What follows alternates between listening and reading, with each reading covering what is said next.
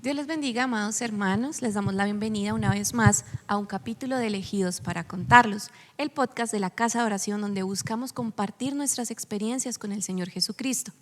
Hoy tenemos un host nuevo, nos estamos estrenando host. Por favor, preséntate. Gracias, Pau. Dios los bendiga a todos, a quienes nos ven y nos escuchan. Mi nombre es Roger Méndez y es un gusto estar aquí con ustedes. Les quiero presentar dos grandes invitados que tenemos esta noche, Pau, para que sepas. Nuestro hermano Gabriel, nuestra hermana Flor. Porfa, primero las damas, preséntate. Gracias, Dios les bendiga, buenas noches. Bueno, mi nombre es Flor Martínez, más conocida como Florecita en la Casa de Oración. Y estoy acá para poder edificar la vida de los que nos miran y nos escuchan. Muchas gracias, mi nombre es Gabriel Alfonso Beltrán Rivero y muy contento de estar compartiendo este espacio que se va a hacer de gran edificación para nuestras vidas. Bueno, y hoy tenemos un tema muy especial, nosotros pues lo compartimos con nuestros invitados antes, y es que para nadie es un secreto que la gran comisión que el Señor Jesús nos dejó a nosotros es predicar el Evangelio. Pero llega un reto muy grande y es mantener el equilibrio entre hablarle a alguien con amor y hablarle también con verdad. Entonces, ese va a ser el tema que vamos a estar tratando el día de hoy. Roger, si quieres, regálanos la primera pregunta que podemos hacerle a nuestros invitados hoy. Claro que sí. Quiero aprovechar también para decirles, nuestro hermano Gabriel, pastor, o sea, no estamos con una persona de pocos conocimientos, así que vamos a aprovechar para explotar todo su conocimiento el día de hoy. La primera pregunta que les tengo es, ¿qué riesgos hay si solo hablamos con amor pero sin verdad? O si solo hablamos con verdad pero sin amor. ¿Qué piensan? Bueno, las dos cosas son importantes delante del Señor, porque Él dice que la verdad os hará libres. Pero Él también nos enseñó que debemos hablar con misericordia, que debemos llegar a la gente con ese amor que Él nos enseñó. Pero debe ser un equilibrio. Si yo le hablo a una persona con mucha crueldad, en vez de acercarla al Señor, la voy a alejar, ¿sí?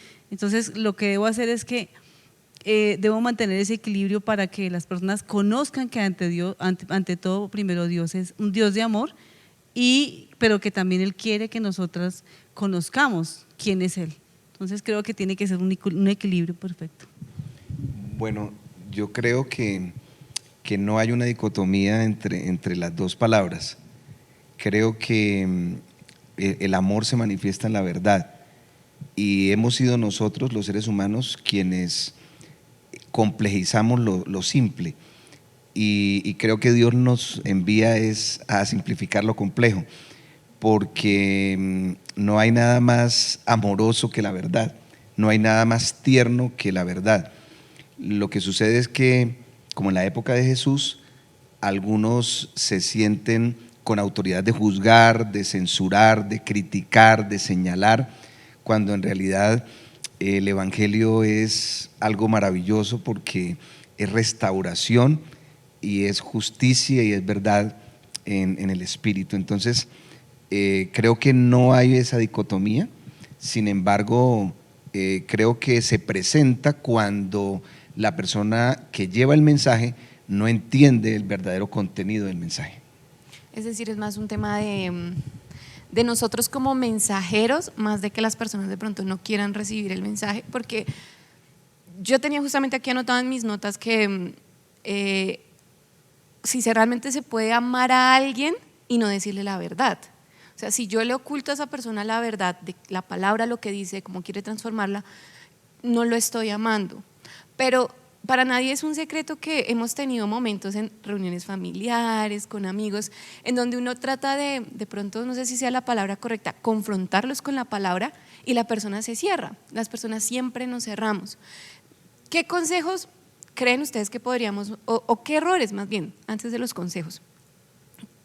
¿Qué errores solemos cometer al momento de confrontar a alguien con la palabra? O si quieren hablar desde alguna experiencia específica que hayan tenido con algún familiar, con algún amigo, también es válido de cometer este error y lo que hice fue alejar a esta persona del Señor. Bueno, yo creo que en un principio, cuando nosotros conocemos del Señor y queremos que los demás también lo conozcan, uno quiere como que todo el mundo se contagie rapidísimo de, mire, esto están en un error, nosotros estamos en la verdad, urgente, por favor, como que reaccionen. Entonces realmente es como que sí me pasó sobre todo con lo que tú decías, ¿no? Con la familia, pero ustedes ¿a dónde se convirtieron? ¿Qué pasó? ¿Qué ahora? ¿Por qué ese cambio? Entonces uno lo que le dice es que mire, realmente lo que Dios dejó establecido es esto y esto y eso.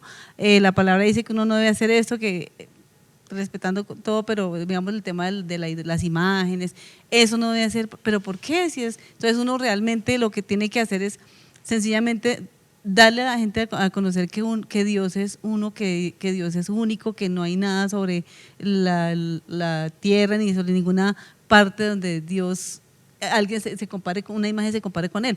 Entonces uno en ese afán a veces, sobre todo el tema de las imágenes, uno tiende a cometer el error de decirle, miren, no las vuelvo a colocar, pero entonces ya uno comprende que realmente es con el amor de decirle, mire, realmente Dios es uno y Él es inigualable, no se puede plasmar. Si yo le llego de esa manera, indirectamente le estoy diciendo que no use eso, pero no lo estoy lastimando en sus sentimientos de decirle, mire, deje eso, porque es lo que a la gente más le molesta. O sea, se podría decir que el error es ir y atacar sin explicar realmente el por qué no deberíamos hacer algo. Correcto. O sí hacer algo. Correcto. Estoy de acuerdo también con la postura de la hermana, y entre tanto la hermana Flor comentaba y analizando la pregunta que hacía la hermana Paula, vino a mi mente el testimonio de un pastor que él fue habitante de calle y en algún momento, recordemos nosotros que en noticias se decía que algunas bandas que traficaban con órganos incluso estaban llevándose engañados a algunos habitantes de calle y supuestamente les iban a ser amables con ellos, les daban un chocolate, los peinaban, pero era para matarlos y extraerles sus órganos. Y resulta que él nos contaba el testimonio que se acercó a alguien a hablarle del evangelio y ellos pues también ¿Pensó que era eso? pensó que lo iban a matar para sacarle sus órganos. Y él le enseñaba algo muy bonito y decía, no le quite, en el caso de él, no le quite al habitante de calle la única pertenencia que él tiene, que para usted no vale nada, pero ese saco para él tiene mucho valor, sino muéstrele las bendiciones que Dios tiene para él. Porque nosotros nos centramos en criticar a las personas y creo que ahí es donde nos equivocamos y en donde la verdad nos convertimos hasta en fastidiosos. Y a veces decimos, no, es que me están rechazando por causa del evangelio y nos azotamos a nosotros mismos, pero resulta que en realidad es nuestra actitud la que genera un distanciamiento. Ok, sí. Es que sí, es bien difícil a veces. Nosotros profesamos el amor del Señor en nuestro cristianismo, en nuestra vida cristiana, pero muchas veces cuando queremos ir a hablar con alguien, nos falta ese mismo amor que tanto predicamos. Quiero citar en Colosenses capítulo 4, versículos 5 y 6 que dice: andad sabiamente para con los de afuera, redimiendo el tiempo.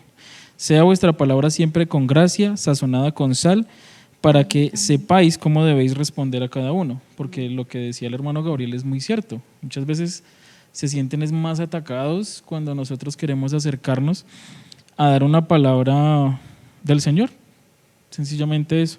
Entonces mi siguiente pregunta es: ¿han tenido alguna situación donde compartir la fe fue un reto y cómo la manejaron en ese momento?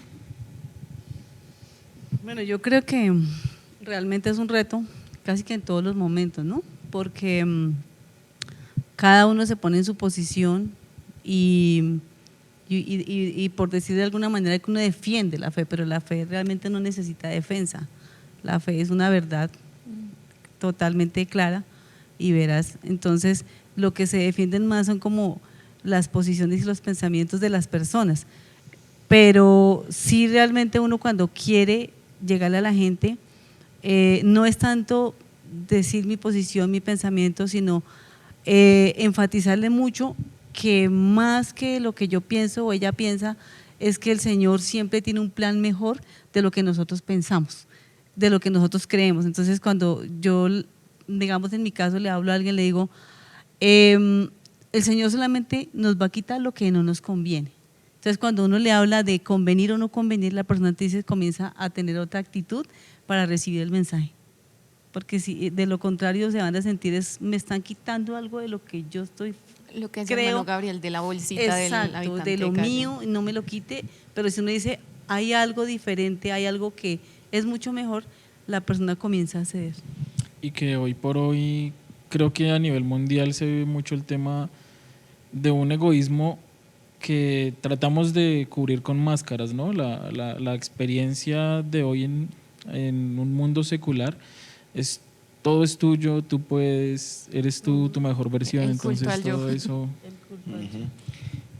Bueno, venía a mi mente también un episodio que vivió el país, que a mí personalmente como cristiano me dio vergüenza porque levantaron las banderas del cristianismo para atacar, por ejemplo, la población LGTBI lo que se manifestó fue una homofobia incluso utilizada para sacar dividendos políticos de esas actividades, de que yo defiendo mi familia, que no voy a permitir que conviertan a mis hijos en homosexuales o en lesbianas, y queremos decirle a las personas que nos escuchan, el Señor Jesucristo es respetuoso y Él conoce la vida de cada persona y por eso Él no juzga a nadie.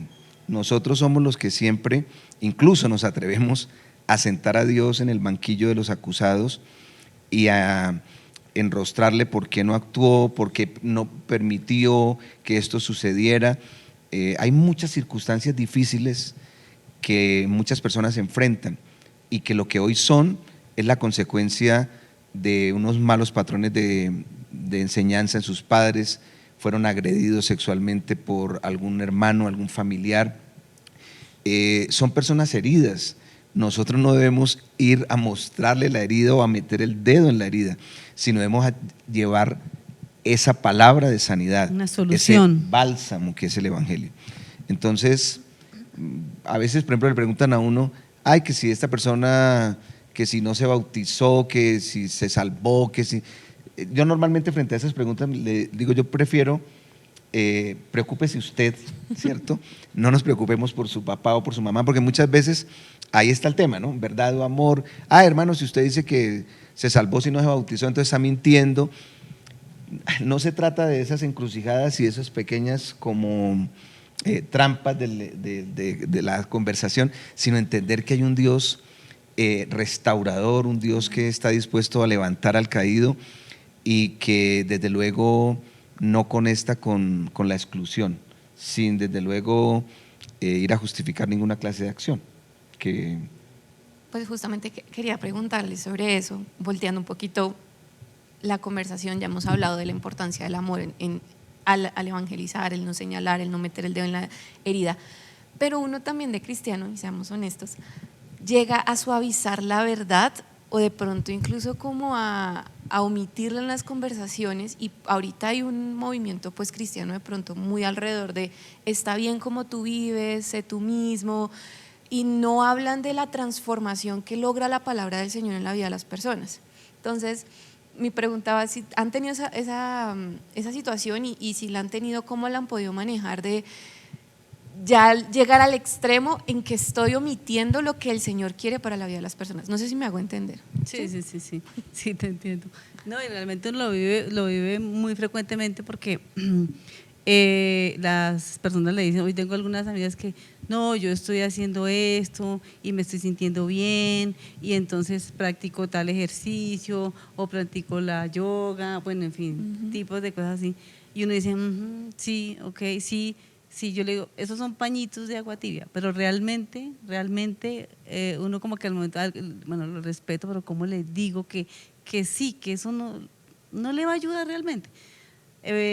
Hasta que llega el punto en que uno realmente, y me pasó que hace poco con una amiga le dije, eso está muy bien, eso realmente, que tú salgas, que tú respires, que hagas lo que hagas, está bien, pero créeme, le digo, ya finalmente le dije, créeme, que eso no es lo que te lleva a sanar tu alma, a tener un encuentro genuino con el Señor. Al contrario, te está alargando el camino. te está desviando. Es una distracción que se usa realmente y no está llegando a la profundidad de conocer al Señor como tiene que ser. Entonces le concluí y le dije, ese no es el camino. Entonces ahí sí me tocó ser un poquito más dura y me dijo, sí, tienes razón. Entonces la gente sabe que al final de las cosas no están haciendo lo que es. Yo creo que la clave está Hermano, el micrófono. la por clave favor. está en responder cuando nos preguntan, porque el consejo no pedido no es Es cierto. aceptado. Entonces, creo que Dios es un Dios muy respetuoso con los procesos que vive cada persona, y a veces nosotros queremos ayudar a Dios en el proceso y terminamos cometiendo errores porque Dios es perfecto. Si bien es cierto existen esa clase de movimientos, la persona cuando realmente es llamada por Dios y desea escudriñar, es más, yo a veces pienso en un versículo de la Biblia donde dice que llegará el tiempo en que nadie enseñará a su hermano, sino que todos me conocerán, porque yo escribiré en el corazón y en sus conciencias mis palabras. Es decir, Dios es tan infinitamente poderoso y sabio que no me elegiste vosotros a mí. Por ejemplo, a mí me encanta hablando aquí del tema de elegidos para contarlo, que pareciera como algo tiránico, ¿no? Porque, ¿cómo así? O sea, no te elegimos, o sea, Dios hace acepción de personas, hay una cantidad de preguntas ahí que las personas se hacen, pero todo gira en torno al hecho de que el que tiene sed y busca, el Señor no está jugando a las escondidas con el hombre. Amén. Dios se deja encontrar. Y muchas veces, aunque en la misma lugar de predicación, traten de sacar a esa persona, le digan usted no es grato aquí. Por ejemplo, yo conocí el testimonio de un anciano predicador que un pastor desde una dominical le prohibió a los hermanos que lo saludaran simplemente porque él estaba en contra de una postura teológica que estaba enseñando el pastor, y el hermano dijo, así me echen de este lugar de predicación, a mí el que me llamó fue Cristo. Entonces una persona madura que desde luego respeta un liderazgo de un pastor, pero entiende quién es el que realmente lo llamó. Amén. Y es que yo creo que en la cotidianidad, nosotros como cristianos o ustedes como pastores, cuando han tenido que estar en esta función, siempre se encuentran con comentarios o palabras de otros que no buscan conocimiento, sino que más bien buscan una burla u ofendernos a nosotros como cristianos. Entonces, sí quisiera preguntarles a ustedes, ¿cómo responder ante preguntas difíciles o incluso este tipo de burlas sin nosotros perder la calma y la paz que debe identificarnos como cristianos? Pues cuando ya uno comienza a entender qué es lo que vive y qué es lo que uno conoce de la palabra del Señor, realmente el silencio es la mejor respuesta, porque uno contender no es entrar en el juego de la persona o de quien está haciendo ese cuestionamiento, esa burla, realmente, y ahí es cuando hablamos, Dios no necesita defensa. Si nosotros estamos en una verdad, la verdad se va a defender por sí sola. No necesitamos defender, sencillamente a veces es mejor callar y decirle, si eso es lo que piensas, perfecto, pero no voy a entrar en discusión, porque de pronto entrar en discusión genera otro tipo de errores y controversias que realmente no llevan a ninguna edificación. Al contrario, podría uno entrar en su ego humano y decir, tengo que defender, y realmente no. En mi caso, lo que a veces prefiero es callar. Bueno, quisiera de pronto poner entonces un ejemplo un poco más gráfico, porque es lo que sucede en la realidad y en la cotidianidad. A mí me ha pasado y sé que, por ejemplo, al 99.9% de los cristianos les ha pasado, que llega una persona y les pregunta, así, y si su Dios es tan bueno, entonces, ¿por qué le pasan tantas cosas malas a los niños? ¿Por qué violentan niños sexualmente? ¿Por qué lo que sucede en Israel y Palestina? Entonces, de pronto, enfoquémonos también por ahí, por ese tipo de preguntas difíciles de responder. Ok, Sí, ahí hablaba de ese tema de cuando sientan a Dios en el banquillo de los acusados, porque llamémoslo, esos conceptos de Dios omnipotente y libre albedrío, pues entran en disputa. Y yo no puedo responsabilizar a Dios por las decisiones de los seres humanos perversas y macabras que ejecutan actos, por ejemplo, de agresión de niños. Hay un hermano, por ejemplo, a quien yo amo mucho, tuve la oportunidad de conocer, y él era un niño cuando entraron a algún grupo delincuencial, asesinaron a su padre, agredieron sexualmente a su mamá, y él creció con el odio y de vengar, y todo lo que le oliera a él a guerrilla, por ejemplo, él lo asesinaba, ¿sí?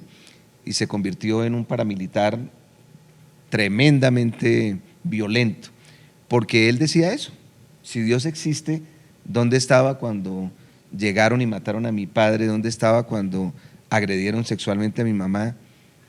Y hasta que no crece él y tiene un encuentro real y personal con Cristo, y incluso cuenta él el testimonio que se encontró con un enemigo ya estando él convertido, y desde luego no iba a pelear con él en una cárcel, y bueno, como un hombre de Dios y ya con sabiduría, desde luego no tenía un arma para defenderse, ya el arma era la Biblia.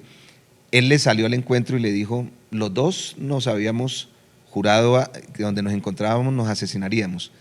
Yo ahora soy cristiano, mi arma es la Biblia, y yo no voy a atentar contra usted. Si Dios le permite, que eso me pareció algo tan sabio, si Dios le permite atentar contra mi vida, hágalo. Pero le pido excusas porque él había asesinado también a algunos hermanos de esa persona, o sea, eran enemigos a muerte. Y finalmente terminaron reconciliados los dos. Entonces, claro, hay situaciones difíciles que uno le dice a la gente: bueno, no es que Dios esté de acuerdo, desde luego, porque Dios es misericordioso y bondadoso, pero yo no puedo juzgar a Dios por las acciones de los hombres. O sea, cada ser humano tendrá que dar cuenta de lo que haga, sea bueno o sea malo. Y entonces hay claro, llegará el momento. Una vez escuché a alguien que dijo que nosotros los cristianos que creíamos en el juicio eterno, y me pareció interesante la postura, aunque es un poco, llamémoslo, dura en contra de nosotros, digo: ustedes los cristianos son sicarios en potencia. Entonces le digo: ¿cómo así? Explíqueme. Dijo: sí, ustedes no son capaces de matar a un violador ahorita porque aman a Dios, pero sí quieren que en el juicio eterno van a morir todos los que no se arrepintieron. Entonces le dijo: oiga, hasta tiene razón usted con esa postura que nos endilga, pero no estoy de acuerdo en la medida en que lo que nosotros creemos es en que Dios, a pesar de la maldad de los hombres, tiene misericordia, y Él no quiere la muerte del impío, ni nosotros tampoco vamos a satisfacernos en que el día del juicio un número gigantesco de personas se pierdan, sino por el contrario, que sean salvas. Ahora, cuando me toca a mí, que la violada sea mi hija, que el violado sea mi hijo. Entonces, hay una cantidad de cosas que se conjugan y que uno debe pedirle a Dios como sabiduría al momento de hablarle a las personas. Sí, eso es muy cierto. Paul. Es que se me ocurrió una pregunta y se me acaba de olvidar. Mientras tanto, lo que yo quiero complementar es que realmente cuando uno tiene ese tipo de preguntas, lo que me ha pasado, porque me ha pasado, la pregunta es, yo le digo: realmente Dios no tiene la culpa del comportamiento de las personas, o sea, de una sociedad. O sea, Dios nos dio una inteligencia, una sabiduría para actuar, libre albedrío, y como el ejemplo de los que estudiaron medicina, fueron doctores, y uno decidió ser un médico que salvaba vidas, mientras que el otro decidió armar un consultorio para hacer abortos. Entonces, la herramienta está, el tema es cómo la usa el hombre.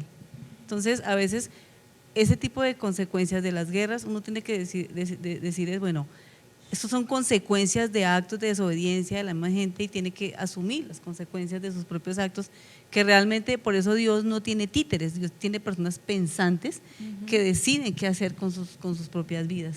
Entonces ahí uno no puede decir, no, es que sí, Dios tiene la culpa, porque no, es sencillamente que cada uno de nosotros somos responsables de cómo decidimos criar a nuestros hijos, cómo decidimos vivir en una sociedad, hacer el bien o hacer el mal. Sí, es que como seres humanos erramos en eso. Incluso nosotros también como cristianos, muchas veces cruzamos esa línea y empezamos a culpar a nuestro Señor Jesús por las cosas que nos suceden. Entonces yo creo que más las personas de afuera empiezan como a tener esa duda existencial de lo que les decía hace un momentico, si Dios es tan bueno, ¿por qué entonces permite que pasen estas cosas?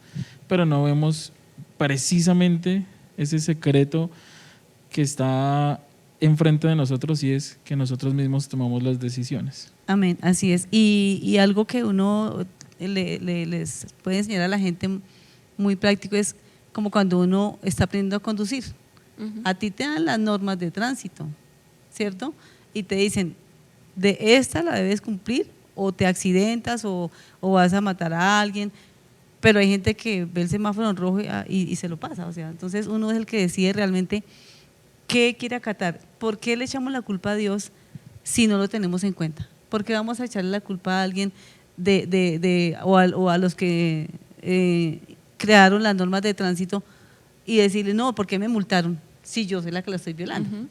Dios creó unas cosas perfectas y uno de ser humano las viola.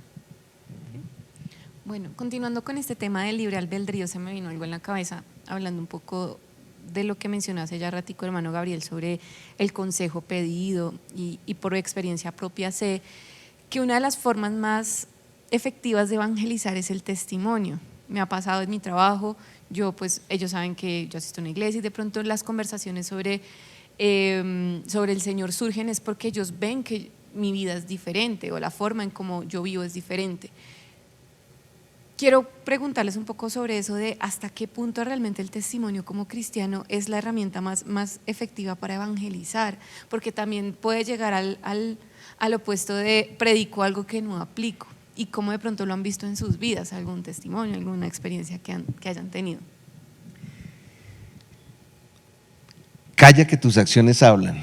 Yo creo que el evangelismo más potente es el testimonio.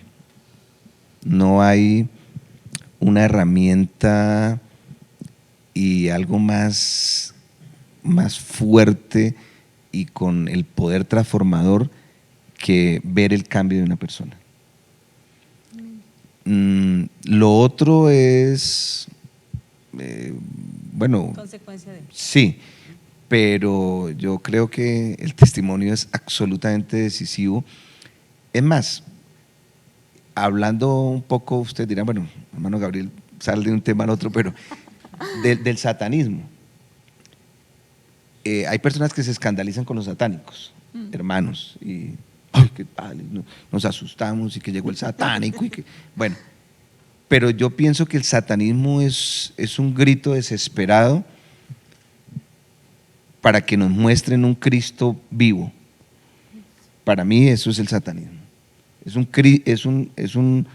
un grito desesperado de personas que quieren conocer un verdadero evangelio, no un evangelio estereotipado, no un evangelio con máscara, no un evangelio con ritos, sino un evangelio como el que el Señor predicaba, donde haya verdaderamente amor entre nosotros, donde dejemos nuestros egos, donde realmente nos demos los unos a los otros.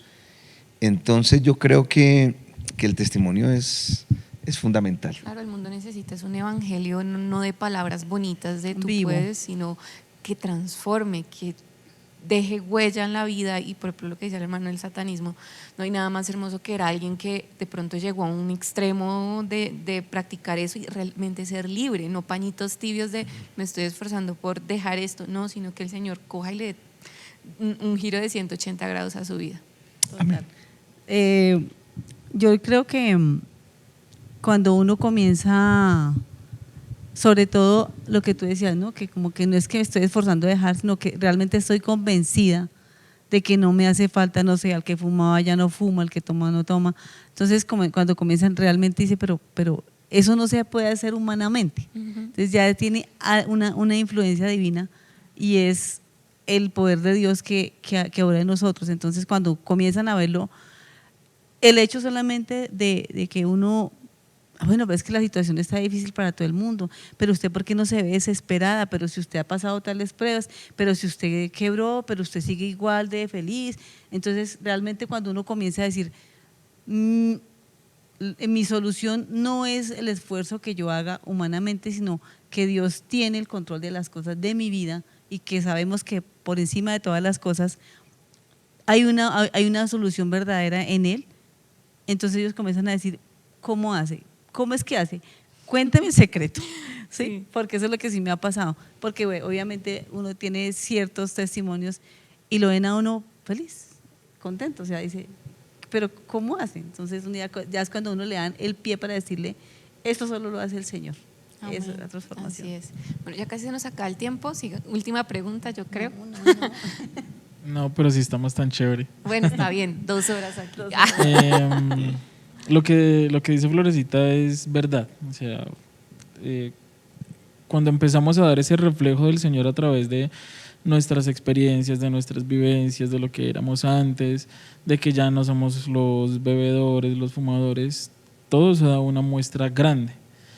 Pero entonces, ¿qué consejo le pueden dar ustedes a una persona que está apenas empezando a conocer el cristianismo para que pueda ir a dar esa misma muestra testimonial en palabras a las personas en los ámbitos no cristianos? Porque son personas que están realmente rodeadas más por personas del mundo que por los mismos cristianos. Sobre todo, digamos, personas que son los primeros en su familia de convertirse, que son, pues conocemos muchos, y literal son como esa primera lucecita en su familia y están rodeados de tanto mundo, de tantas cosas y quieren poder impactar. ¿Qué consejo le darían? El consejo que uno debe dar es como decirle, bueno, dele la oportunidad al Señor, conozca la bondad del Señor, conozca, porque Él es como él es nuestro Padre que siempre va a querer lo mejor para nosotros. Entonces yo le digo dele la oportunidad al Señor de lo bueno que tiene para la vida. Y a veces como les decía antes, de pronto lo que pensamos que es bueno para nosotros no es tan bueno.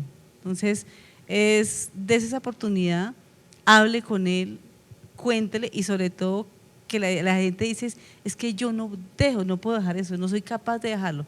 Y yo le digo, exactamente, no voy a ser capaz de dejarlo, pero si involucras a Dios en tu vida, Él te va a librar de eso. No es con tus Amén. fuerzas.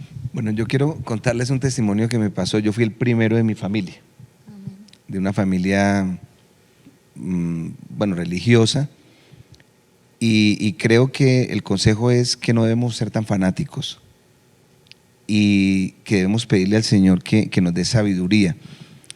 ¿Por qué digo no debemos ser tan fanáticos al inicio? Porque resulta que, pues bueno, los diciembres, normalmente cuando no conocemos del Señor, pues son tiempos especiales para ir a tomar, ir a bailar.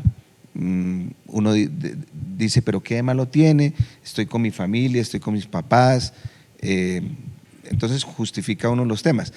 Ya estando en el Evangelio, pues ese ambiente no es el nuestro. Entonces queremos estar en el lugar de predicación y a veces nos volvemos, no, es que mi padre y mis hermanos son los que hacen la voluntad de mi Padre que está en los cielos, y entonces empieza uno a ofender a la familia. Entonces yo me acuerdo que mi madre me invitó a la reunión que siempre teníamos, porque era la costumbre, pero yo me había comprometido de ir a asar la carne un 31 de diciembre al lugar de predicación en el barrio de Bucaramanga. Y en mi mente, cuando mi mamá me confrontó, pues yo quise decirle muchas cosas. Gracias a Dios como que no lo hice. Y bueno, le dije, no, mamá, yo tengo un compromiso. Ella se resintió porque no entendía por qué se iba a quebrar toda una costumbre de compartir familiar. Y en cierta ocasión también me iba para el culto y mi madre me dijo, imagínense lo paradójico, mi madre me dice, ¿por qué no te quedas y haces el culto acá? Pero como está uno en su religiosidad, Qué bonito. ¿sí? Como está uno en su religiosidad, entonces yo dije, ay, y pensé, diablo mentiroso, me quiere robar la bendición de, claro, gracias a Dios no lo expresé, y cuando iba saliendo, ya vino Dios en su misericordia y me habló con un texto de la palabra y me dijo, el que no provee para su casa es peor que un incrédulo y ha negado la fe. Amén. Entonces yo dije, ¿proveer? Yo fui único hijo, estaba estudiando en la universidad, no tenía que trabajar para estudiar.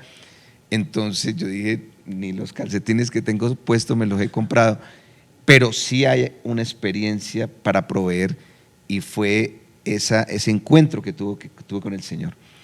Y me quedé y fue una tremenda bendición porque Dios nos llenó con el poder del Espíritu Santo. Había un niño de 2 años de edad que provenía de una familia católica y yo tenía algunas dudas respecto a la recepción del Espíritu Santo y ahí el Señor me dio la victoria plena frente a ese aspecto porque Felipe recibió a los 2 años el Espíritu Santo y el niño lloraba. Eso fue una experiencia extraordinaria lo que Dios hizo en la casa de mi madre en Los Pinos.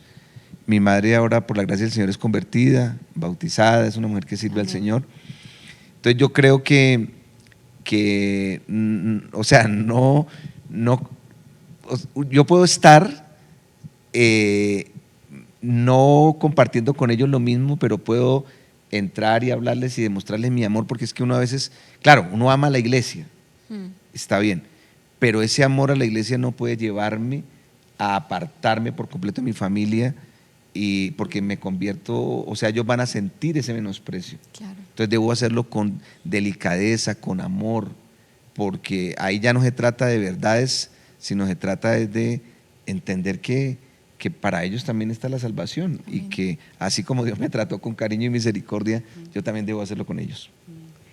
Bueno, yo tengo una pregunta que se me surgió y yo dije que era la última. Bueno, ya también modo de consejo, ¿qué le aconsejarían a la iglesia, a los hermanos que quieren evangelizar a su familia y que a pesar de que lo hacen, lo intentan, no ven resultados? ¿Cómo que qué consejo le darían o qué mensaje de aliento les dirían de vengan, no desistan, porque en algún momento el Señor les puede dar esa victoria?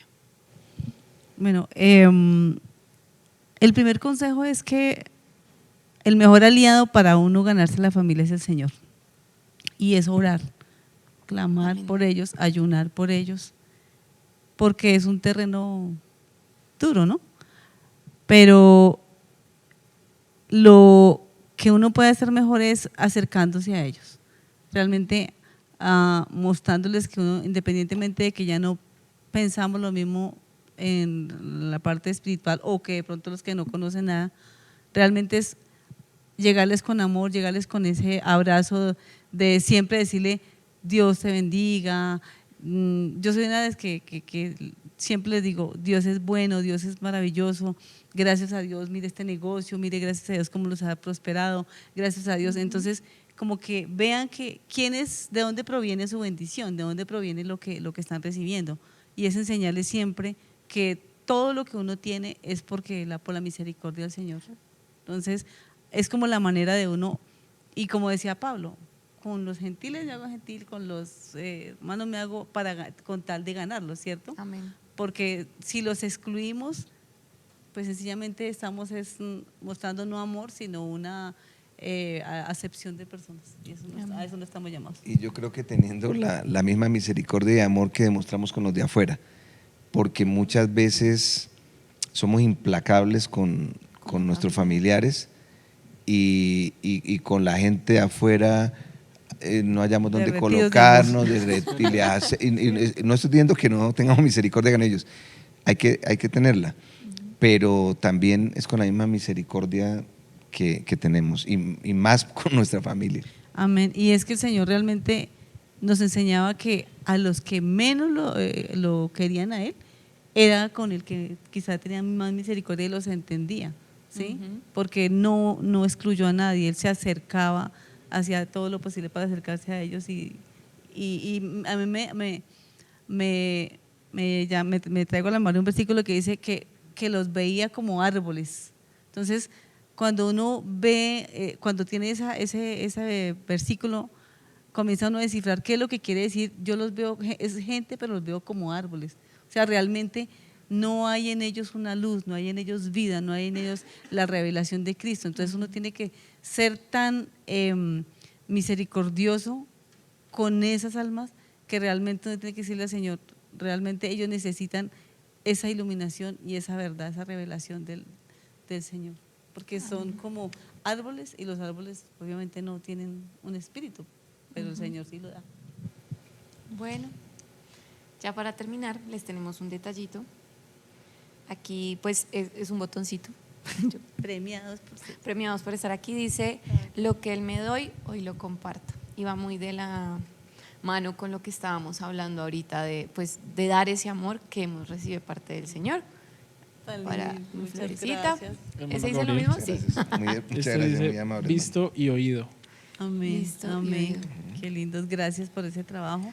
Y una última frase para que llevemos a nuestras vidas es que alguien sabio dijo, muy bonito, dijo que nosotros, por más que tengamos el conocimiento de Dios, porque más que tengamos, de pronto hayamos sido elegidos, no somos nadie para lastimar a la creación de Dios. Amén. Entonces nosotros somos llamados a rescatar esas almas.